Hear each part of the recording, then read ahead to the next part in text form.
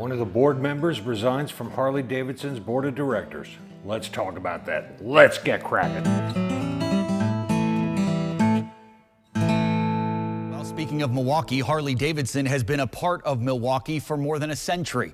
But now the future of the motorcycle manufacturer is unclear after a board member resigned, citing, quote, grave concerns about the company. I've been keeping my finger on the pulse of what's going on with Harley-Davidson for years. I've been riding their products for over 40 years. I kind of have a dog in the fight as far as my passion towards this particular brand. I love it. With that said, I want to talk about this recent resignation of the board of directors. There's a lot of media out there, and I think they're calling the ball wrong on how they're viewing it. They're viewing this as kind of a rat jumping the ship because it's sinking. That's not the case, and I'll tell you why. So when Jochen Zeitz decided he was going to resign, there's always a fallout to come right afterwards. So when I saw the story of the Harley board member resigning, figured it was just part of that. But when I read the resignation letter, it kind of felt off to me. It smacked of being personal and kind of butthurt. Over my career, I've read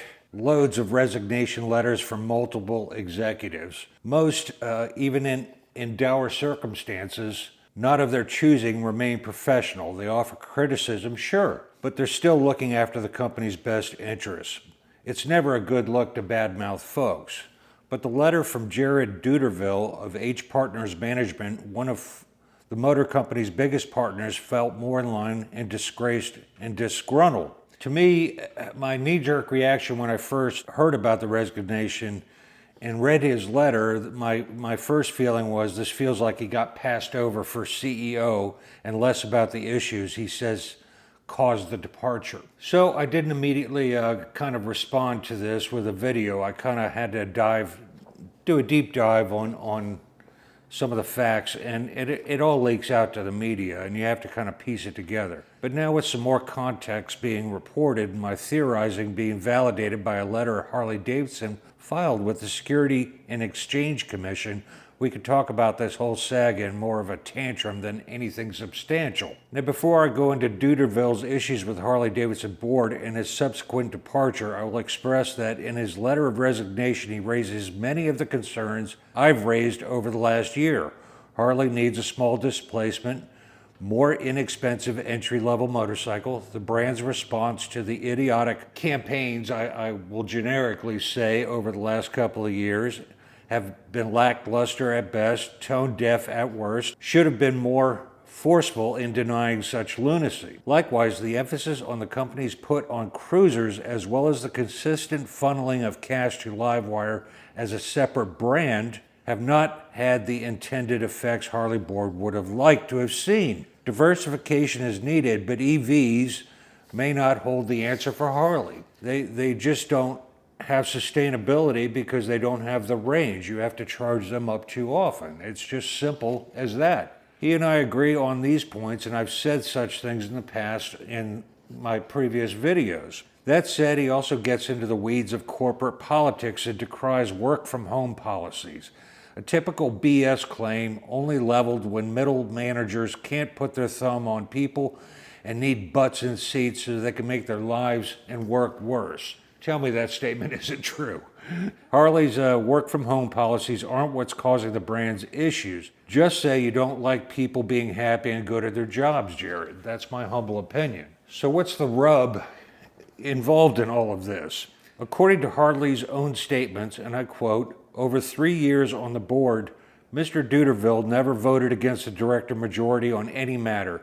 In a statement filed with the SEC, Harley-Davidson said up until December 2024, Mr. 𝕒𝕑𝕚𝕟 and representatives from H Partners were requesting President Director Tom Limbarger and Chief Executive Officer Jochen Zeitz to extend their commitment to continue leading the company transformation for several additional years. And at a board meeting in February of 2025, Mr. 𝕒𝕑𝕚𝕟 voted in favor of all current company directors standing for re-election without discussion or objection. At this time, while the board was in the process of searching for a successor to the Chief Executive Officer, Mr. 𝕒𝕑𝕚𝕟 and H Partners continued to support a long-term commitment from presiding director 𝕒𝕠𝕚 to continue leading the company's transformation. So he resoundingly agreed with the board throughout his tenure. Why then send a letter decrying the company's board? It's my thinking that 𝕠𝕠𝕚 agreed with the board all the time except one, the board's decision not to extend an offer to his preferred CEO candidate. Whether that was himself personally or somebody he wanted to bring to the table,